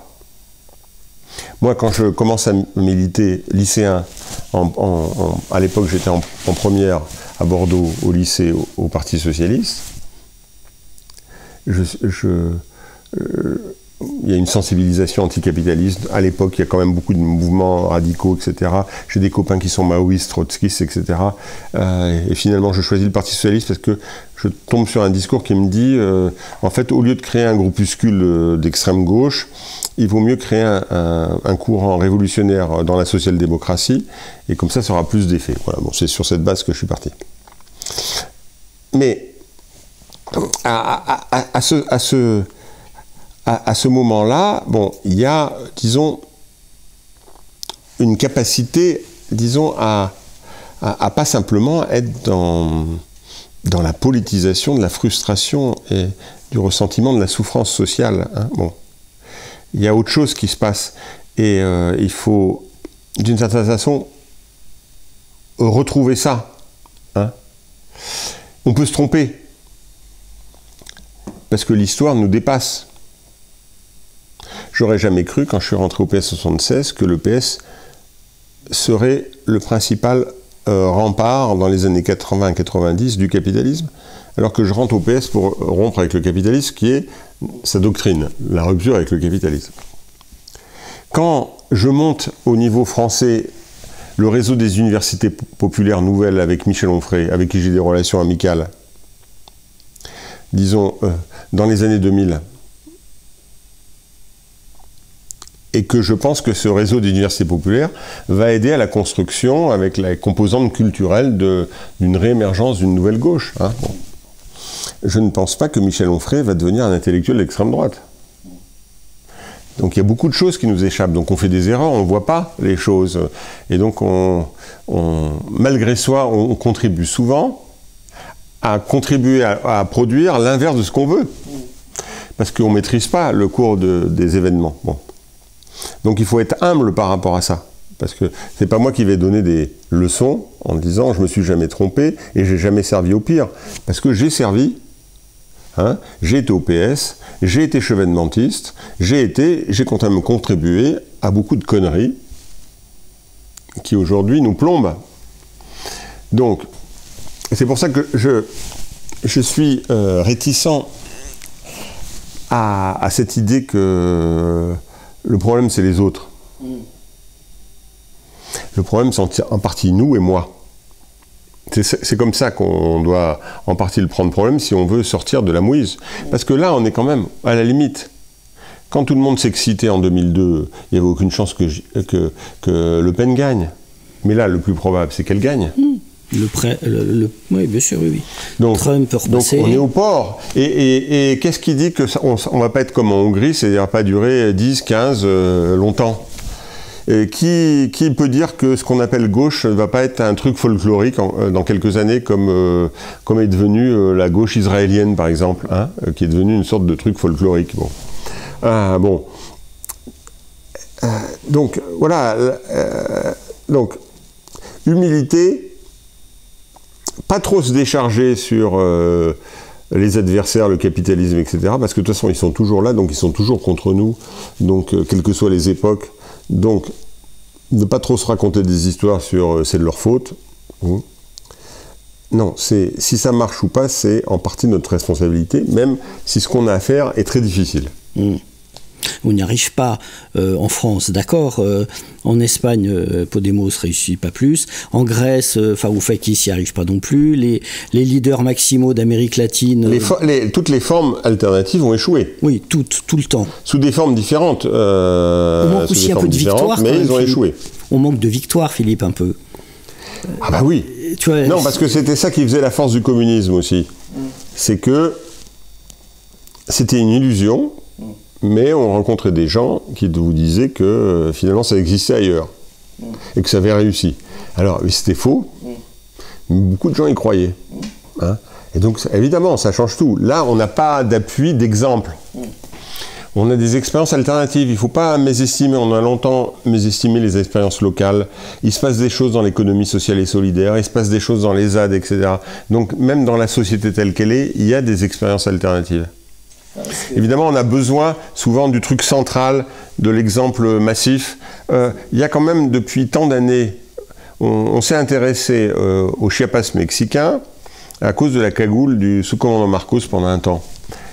Mais aujourd'hui, le Chiapas, c'est une société qui, autour de 100 000 personnes, qui vivent de manière, dans une logique de démocratie participative, complètement en dehors des institutions mexicaines, depuis pas mal d'années, avec une structuration, bien après Marcos, etc., une structuration très intéressante, innovante. C'est pas négligeable comme nombre, parce que c'est autour de 100 000 personnes. Bon, c'est pas négligeable comme nombre. Donc il y a des choses. Bon. Mais évidemment, on n'a pas la forme alternative. On manque de victoires. C'est vrai, la dernière victoire, c'est 2006, le CPE. Donc il y a la victoire du non au traité constitutionnel européen, mais attention, cette victoire, on s'est fait avoir d'une certaine façon. C'est-à-dire que, moi je me rappelle, c'est qu'on a voulu croire que c'était le non de gauche qui était le plus fort là-dedans. Or, c'était mêlé le non de gauche et le non d'extrême droite. Et on n'a pas voulu voir la part du non d'extrême droite trop. Donc on n'a pas vu ça. Mais il y a quand même la victoire du CPE, c'est une victoire entre le mouvement de la jeunesse et le syndicalisme, qui fait quand même reculer Chirac et Villepin. Bon, c'est la dernière fois, hein, vraiment. Bon. Donc, c'est vrai qu'on manque de victoire au sens de victoire sociale et on manque d'exemples. Mais on a des exemples plus locaux. Oui, c'est peut-être ça l'avenir. Est-ce qu'il ne se passe pas autre chose en dehors des partis? Je pense à Camille Etienne, je pense à tout un tas de gens qui aujourd'hui quand même rassemblent, parlent énormément, se positionnent dans la presse, surfent sur le dérèglement climatique. Et est-ce que cette jeunesse-là, justement, n'est pas porteuse d'autre chose que nous, on n'aurait pas réussi? Oui, mais parce que, évidemment, moi, je suis d'une génération qui a donné une grande importance aux organisations politiques. Et aujourd'hui, je ne suis plus membre d'une organisation politique, mais jusqu'il y a 1 an et demi, j'étais encore membre. Pendant 40 ans, j'étais membre d'organisations politiques différentes. Donc, évidemment, j'accorde beaucoup d'importance à ça, j'ai accordé. Donc, évidemment, on était... La gauche d'avant, elle était très centraliste et très étatiste.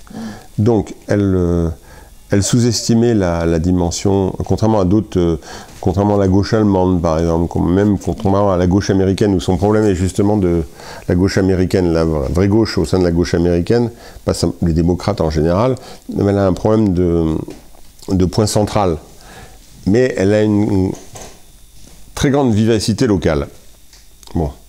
Et nous, on a sous-estimé ça, on était assez contre. Parce que c'était toujours le centre et Paris, le truc. Hein, bon. Bon. Et donc on a sous-estimé, oui, ça appartient à l'histoire du mouvement ouvrier, à l'histoire des coopératives, etc. Quand Jaurès, au début du XXe siècle, définit le socialisme, il dit qu'il y a 3 piliers, le parti, le syndicat, la coopérative. Et on a abandonné à un moment donné la coopérative. Il n'y a plus que le parti et le syndicat. Et après, on a créé une dépendance. C'est-à-dire, pendant longtemps, le syndicat était dépendant du parti. Même le syndicat socialiste est dépendant des socialistes, et le syndicat communiste est dépendant des communistes. Bon. Donc on a perdu. Il y a eu ce moment où il y avait... il faut savoir qu'un des plus grands anthropologues français, celui qui crée en partie l'anthropologie française, le neveu d'Émile Durkheim, Marcel Mauss, il écrit toute sa vie, d'abord dans l'Humanité, parce qu'il est socialiste, et puis après, quand il y a la scission avec communistes et socialistes dans le Populaire, qui est le journal de Blum, il a une chronique sur les coopératives, toute sa vie, comme forme alternative. Il incarne à la fois la pensée et l'idée que c'est dans ces expériences quotidiennes alternatives que se joue quelque chose. Bon. Et nous, on a un peu... C'était l'hégémonie du marxisme n'a pas aidé, parce qu'il a orienté notre vision des choses. Il y a plein de choses d'intéressantes chez Marx, mais ça a orienté notre vision des choses vers la confrontation avec l'État central. Donc on a sous-estimé ça. Donc aujourd'hui, évidemment, il faut... Le problème, il y a plein d'expériences, c'est que le problème pour réinventer une gauche, c'est comment coordonner, trouver des formes de coordination de ces expériences locales. C'est ça qui manque. Il n'y a pas de coordination. Il y a des expériences locales, il y en a plein, de différentes sortes. Des fois, ça peut être informel, des fois, c'est très formel comme une coopérative. Des fois, ça peut simplement être un type de pratique de certains parents entre eux par rapport à leurs enfants. Et il n'y a même pas d'association, il n'y a même pas de droit qui entre. Et puis, des fois, il y a beaucoup de droits. Bon, donc, ça peut être plus ou moins formalisé, etc. C'est multiple. Et l'avenir de la gauche, elle est dans 2 choses. La coordination de ça est ce que j'appelle un imaginaire. C'est-à-dire que ce qu'on a perdu, parce qu'on pouvait être communiste, socialiste, trotskiste, Mao, etc. Bon. Mais en fait, on s'opposait beaucoup. Je me rappelle dans les années 70, les gens s'opposaient beaucoup. Hein. La division, les insultes, tout ça, c'est pas quelque chose de récent. On dit les gens se divisent. Non, ils étaient très divisés. Les gens même entre Frasier et Trotsky, je me rappelle avoir assisté à des bagarres, bon, physiques. Bon, donc la division, elle existe depuis longtemps.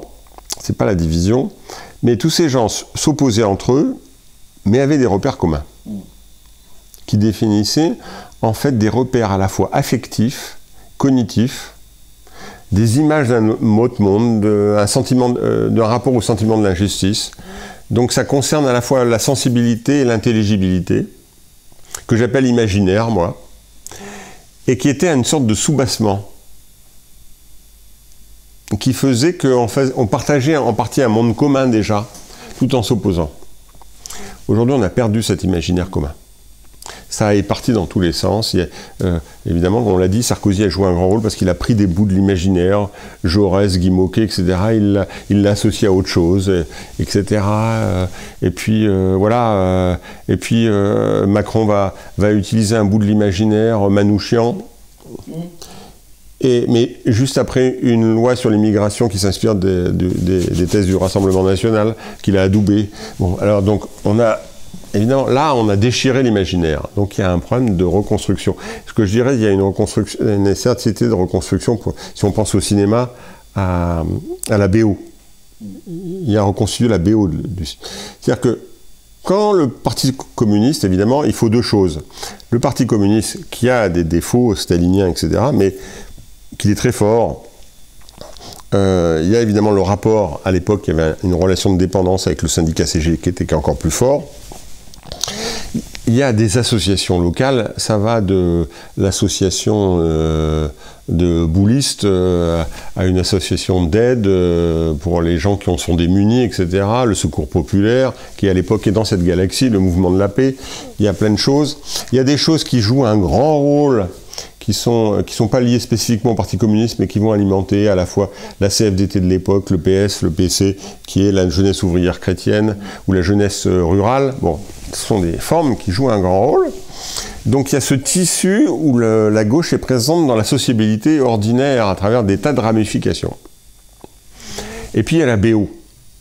C'est-à-dire qu'il n'y a pas le communisme sans Jean Ferrat. Jean Ferrat, c'est comme exemple, c'est l'imaginaire. Oui, bien sûr. C'est l'imaginaire, c'est une certaine vision du monde qui est en rapport avec la culture, qui touche énormément de monde, qui est d'une certaine façon plus importante que ce que disent les dirigeants communistes. D'ailleurs, j'ai réécouté plus récemment des chansons de Jean Ferrat, mais il est en avance sur le PC. Parce que le PC est encore dans une vision assez collectiviste, donc où c'est le collectif qui compte. Dans Jean Ferrat, c'est souvent des histoires avec des individus singuliers. Et les ouvriers, les dominés, qui reconquièrent une identité dans les chansons de Ferrat, c'est des individus. Il y a une reconnaissance de l'individualité alors que c'était écrasé par la vision collectiviste. Donc il était en avance. Mais en même temps, il y avait la BO de l'époque. Hein, Jean Ferrat. On a connu, à un moment donné, encore dans les années 70, voilà, la BO, on pourrait dire la BO Ferrat, Brassens, Ferré, après Lavilliers, Béranger, etc. Il y avait une BO. C'est l'imaginaire. C'est d'une certaine façon plus important. Alors à l'époque, on ne le voyait pas que c'était si important. Pourquoi? Parce que finalement, toutes ces, par exemple, ces artistes, ces formes culturelles, ces films, etc. Aujourd'hui, il faudrait parler des séries. Et il y avait ce qu'on appelait les feuilletons. Bon. Tout ça, on ne voyait pas que c'était aussi important parce que on baignait dedans. Et parce que ce n'était pas en cause. Mais maintenant, on s'en rend mieux compte que comme ça n'existe plus, qu'il y a quelque chose qui n'est plus le même air qu'on respire. Voilà, ce que j'appelle imaginaire, c'est l'air qu'on respire et qui va créer des affects partagés entre les individus, qui vont créer ce mouvement d'émancipation. Mais ces artistes existent toujours, c'est juste qu'on les entend plus. Oui, non mais il y a des choses aussi. Moi, je m'intéresse sur même les séries télé, et si on voit les rapports entre les individus et les séries télé, même les séries américaines, etc., on voit qu'il y a plein de formes intéressantes de sociabilité. D'ailleurs, entre les personnes, ça génère ça, de partage, etc., mais de formes critiques alternatives qui sont en jeu dans les rapports. Voilà, et il faut saisir même ça. Il faut sortir de cette idée qui s'est imposée à gauche, c'est ce que j'appelle la pensée monde diplôme. Bon, que comme il y a l'idée que les médias, les industries culturelles, etc., c'est le mal, donc on va nécessairement penser que les formes générées par les industries culturelles, chansons, cinéma, séries télé, c'est simplement de l'aliénation. C'est beaucoup plus compliqué. C'est beaucoup plus compliqué. Bon. Et donc il faut être en capacité de saisir ça et d'arrêter de penser que ce côté avant-gardiste de la gauche, que tout ça fonctionne mal parce que et la gauche peut pas reconstruire parce que tous les gens sont aliénés par les médias, etc. Non, non. Les gens ne sont pas aliénés par les médias et dans leur rapport aux formes culturelles type chansons, cinéma, séries télé, même jeux vidéo, etc.,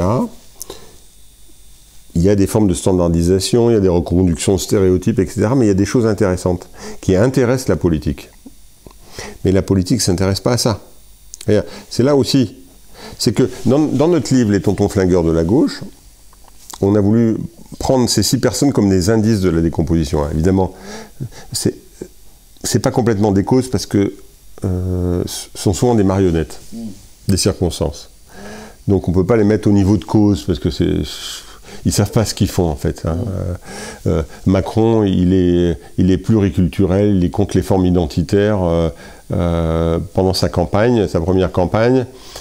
Et puis il commence à devenir identitaire, islam, immigration, laïcité, etc. À partir de son... Moi je l'ai repéré hein, dans le travail que j'ai fait, à partir du premier discours où il rebondit vraiment sur la crise des Gilets jaunes qui annonce le grand débat national. C'est là où il va basculer complètement dans un autre sens. Bon. Donc c'est des marionnettes des circonstances, bon, souvent. Donc, mais c'est des symptômes de ce qui se passe, et qui fait que, je ne dis pas que c'est gagné, mais un des problèmes principaux, elle se situe du côté de l'offre politique. Et qu'une partie de la solution, on le dit un peu dans le livre, mais ce n'est pas le cœur du livre, c'est dans les sociabilités ordinaires que se trouve la solution. Oui, j'ai bien compris ça. Alors voilà, on met en parallèle voilà, l'idée que là, il y a quelque chose dans les sociabilités ordinaires, il y a quelque chose qui ne va pas dans l'offre politique. Évidemment, on ne déserte pas l'idée, il faut une offre politique, il faut des représentants, des porte-paroles, des organisations, des associations, pas forcément des partis, pour faire le lien entre l'ordinaire et la politique. Donc il faut un lien. Mais nous, on identifie plutôt comme symptôme, c'est ce qui se décompose le plus, c'est au niveau de la tête. Politique. Il y a des problèmes dans la société, hein. Il y a du racisme, il y a de l'homophobie, il y a du sexisme, etc. Mais il y a des choses qui évoluent, c'est plus composite, c'est plus mouvant, même pour une même personne. Et donc par contre, dans les sociabilités ordinaires, il y a beaucoup plus de possibilités pour une solution. Oui, c'est ce que peut-être raconte ce monde aujourd'hui. On est sur Saint-Étienne, dans la région stéphanoise, il y a un tissu associatif énorme. À partir du CTC 42, par exemple, il y a une pyramide avec 76 associations qui fabriquent des fermes, qui nettoient la Loire, qui organisent des coopératives. Enfin, évidemment, on sent bien que ça fourmille à toute vitesse, que ça cherche à toute vitesse, que ça propose à toute vitesse. Évidemment, ça ne débouche pas sur quelque chose de massif, de national, voire de plus grand. Mais les gens reprennent, j'ai l'impression, ils reprennent possession de leur vie, de leur histoire, tout avec une modestie infinie. Cette petite maison Mémérou aussi, c'est dire à un moment donné, on va organiser des concerts, on va suivre une conteuse, on va organiser des interviews. Et il faut faire un petit truc de plus, c'est-à-dire il faut coordonner ça. Voilà. Et appuyer un peu plus la portée politique de ça. Voilà. C'est un petit truc à faire, mais voilà. Or là, on est dans le décrochage, c'est-à-dire que je vois bien à chaque fois qu'on est face à une élection, on se demande pour qui on va voter comme moindre mal. C'est toujours maintenant, on se pose toujours la question, quel est le moindre mal pour la prochaine élection, hein, et finalement, il y a, quoi qu'on ait fait comme vote, il y a l'insatisfaction, le sentiment que finalement, c'est pas terrible, finalement on a choisi ça au dernier moment, peut-être, finalement c'est pas terrible.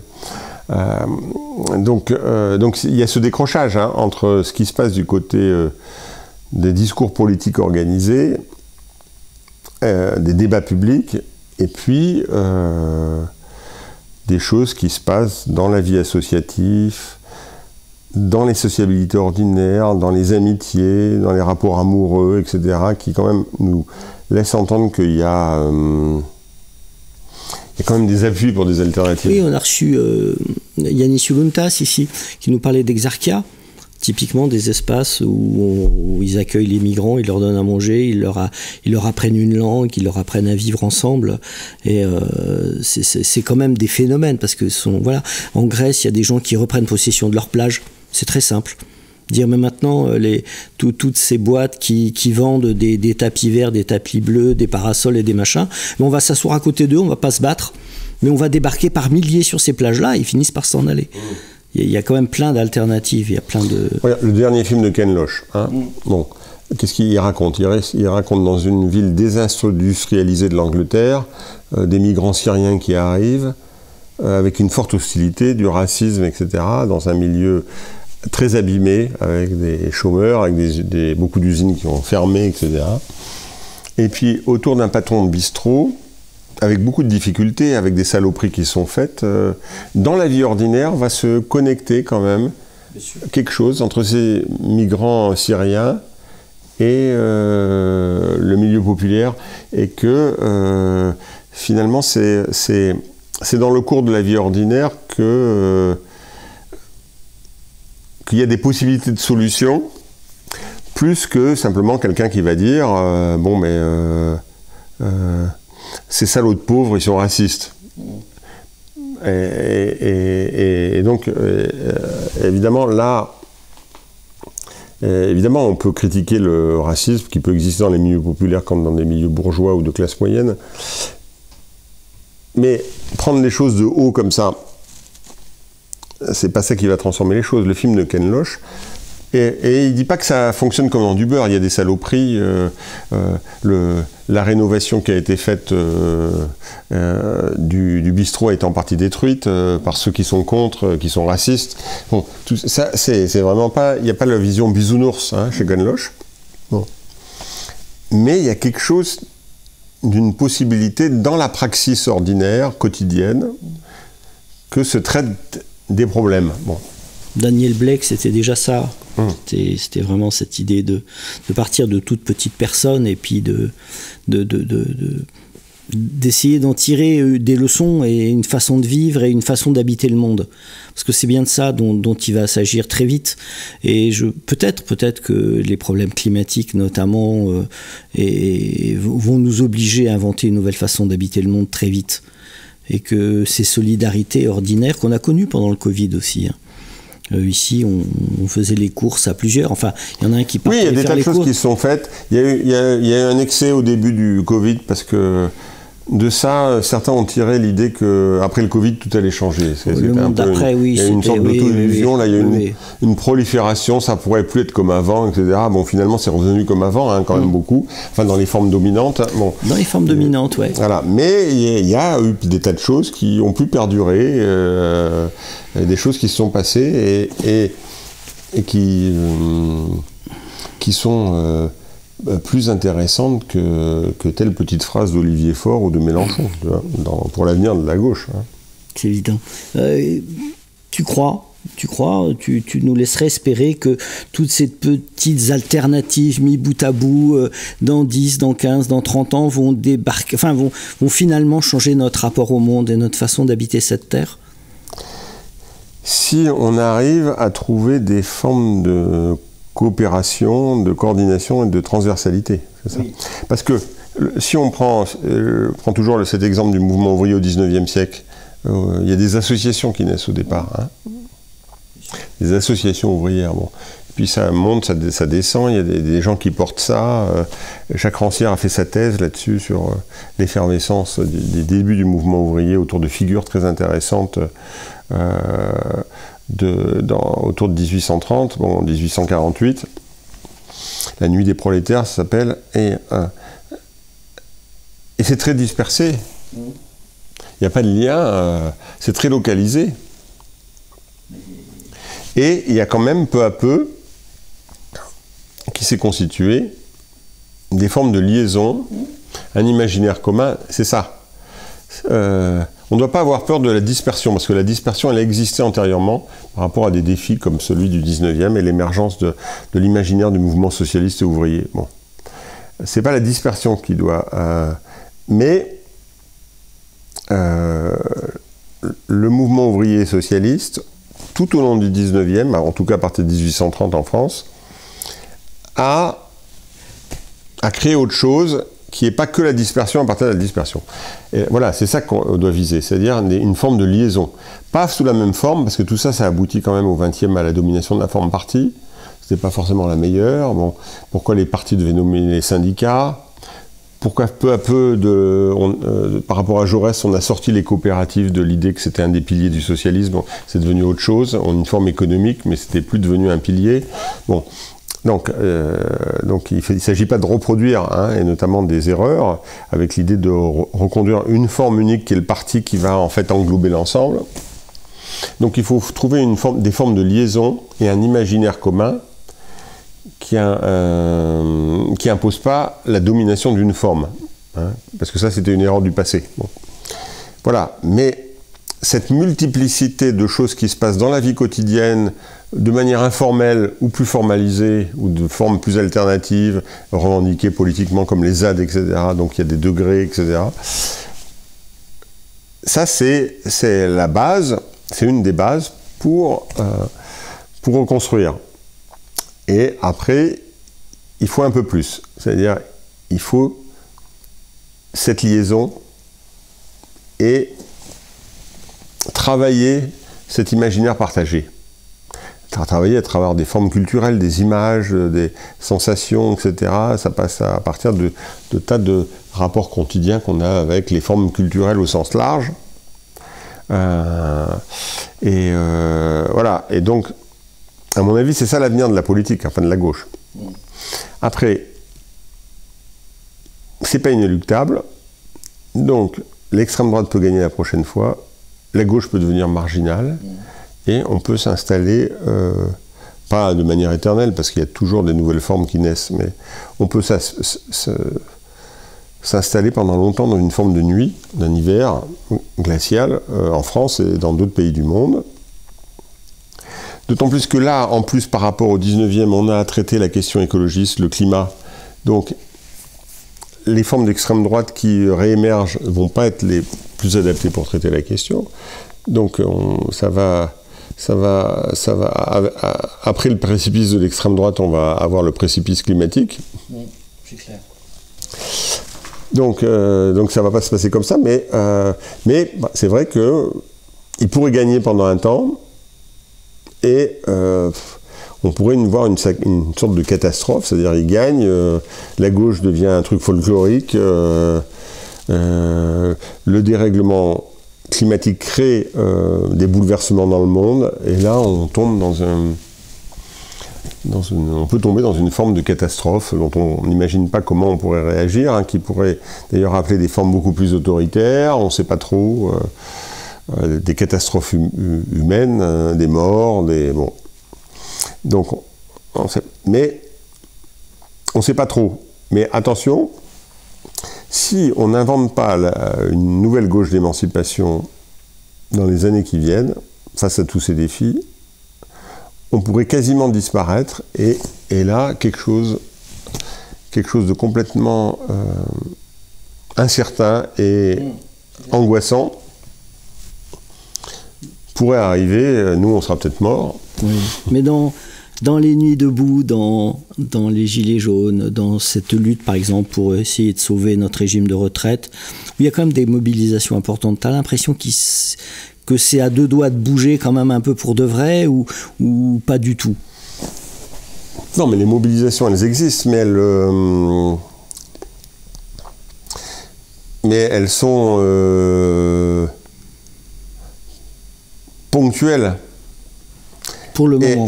Oui, et elles ne traitent pas de les mêmes choses. Nuit debout, quand même, il touche beaucoup des couches moyennes de la société. Et ça libère beaucoup la parole sur des inquiétudes existentielles et sur l'importance de dimensions démocratiques. Les gilets jaunes, ça touche, ça a été devenu composite, mais ça touche au départ certaines fractions des classes populaires. Et ça n'a jamais complètement sorti. Ça n'est pas complètement sorti. C'est-à-dire que, alors c'était différent en fonction des ronds-points, des villes, etc. C'était composite. Mais il y a eu quand même beaucoup, au départ, dans les ronds-points, ceux qui se sont affirmés, qui a donné un sens à certaines revendications au départ, ce sont les fractions populaires les plus stabilisées, qu'on connaît beaucoup aujourd'hui, depuis longtemps, dans la sociologie des classes populaires en France, ce qu'on appelle la triangulation, c'est-à-dire une transformation de la conscience de classe où on s'oppose à ceux d'en haut et on s'oppose à ceux d'en bas. Les cassos, la Sistana. Donc, dans les Gilets jaunes, il y avait beaucoup la revendication anti-Sistana. Alors que notre problème, c'est de réunir les secteurs, disons, des classes populaires qui construisent encore une dignité dans le rapport au travail et une identité, et qui ont du mal à joindre les deux bouts, etc. Et les secteurs populaires qui vivent des minima sociaux, qui ont dévalorisé complètement le travail, pour qui le travail, ça n'a pas de sens. Et c'est difficile, hein, mais c'est de lier les deux. Bien sûr. Alors que, qu'est-ce que fait la gauche? On a d'un côté Roussel et Ruffin qui disent qu'il faut défendre la valeur travail. Oui. Hein.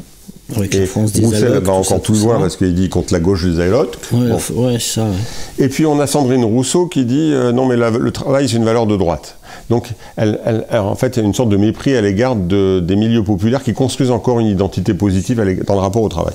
Et alors voilà, là au lieu, là il y a un enjeu lié ces deux pôles des milieux populaires, et que fait la gauche?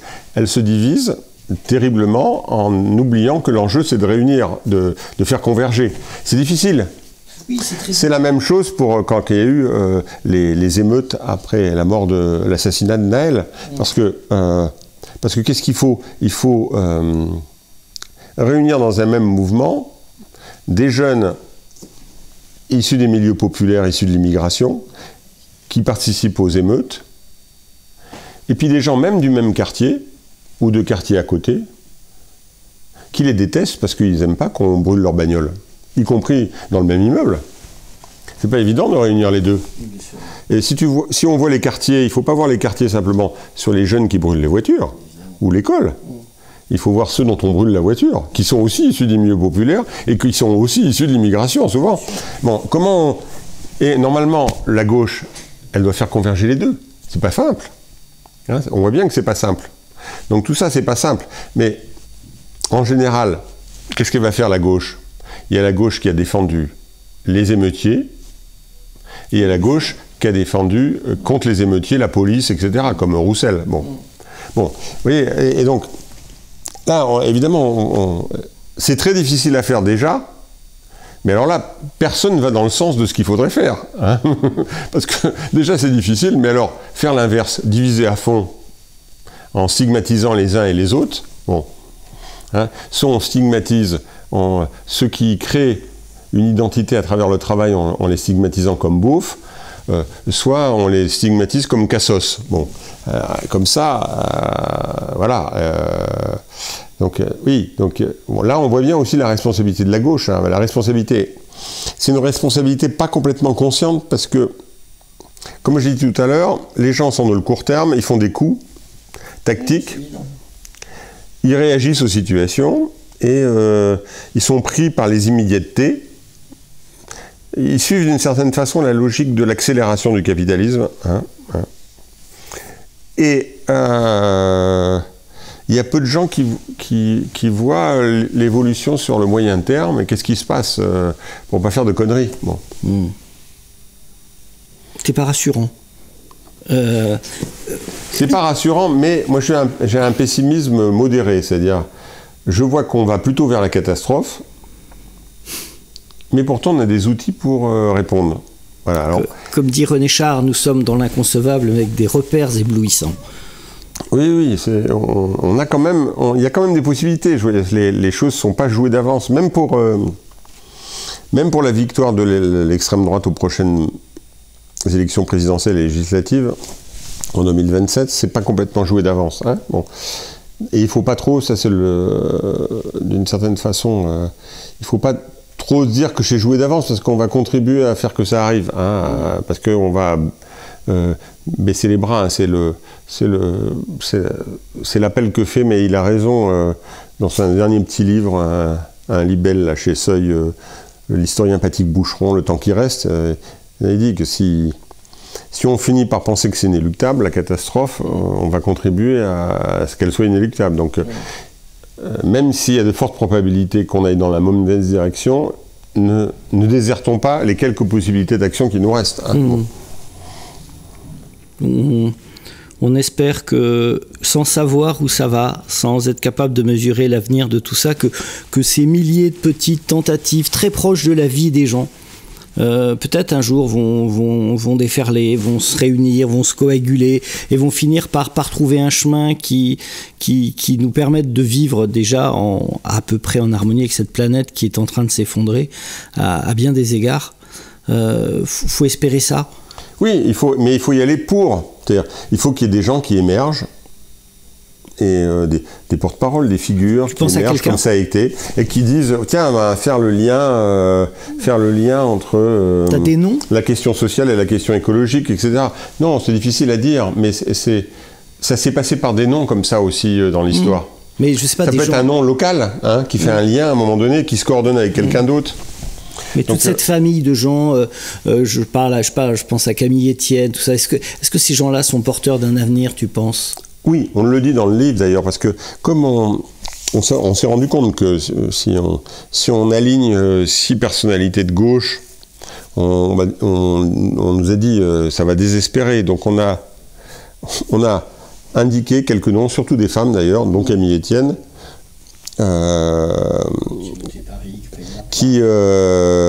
qu'on n'a pas critiqué dans le livre, en disant eux, ils peuvent être partie des porte-paroles polyphoniques de ce que pourrait être la gauche. Parce qu'il ne s'agit pas de dire que tout porte-parole est mauvais. Il y aura besoin d'incarnation plurielle et polyphonique. L'homo sapiens a besoin de ça. Il faut que quelqu'un tienne la narration.